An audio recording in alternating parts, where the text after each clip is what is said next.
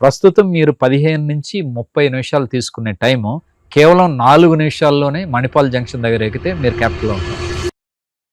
Basic infrastructure అంటే ఆ వసతులు కావాల్సిన బేసిక్ అన్నీ అయితేనే మనం తొందరగా వెళ్ళగలం. దాంట్లో మెయిన్ ఏంటి, కొండవీటి వాగు దగ్గర ఉన్న అప్రోచ్ రోడ్ దగ్గర నుంచి అమరావతి ఎంటర్ అవ్వాలంటే ఇప్పుడు కరకట్ట రోడ్డు మీద నుంచి వెళ్ళాలి. కానీ ఇప్పుడు మీ అందరికీ తెలుసు, చాలామంది ఫార్మర్స్ అక్కడే ఉంటారు కాబట్టి మీ అందరికీ తెలుసు, కరకట్ట రోడ్డు దగ్గర ఆ స్టీల్ బ్రిడ్జ్ అనేది వర్క్ స్టార్ట్ అయిపోయింది. ఎన్సీసీ వర్క్ చేస్తుంది.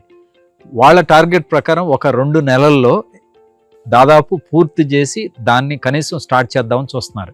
కానీ ఇంతకంటే ఇంపార్టెంట్ ఆస్పెక్ట్ ఏమైందంటే ఎలివేటెడ్ కారిడార్.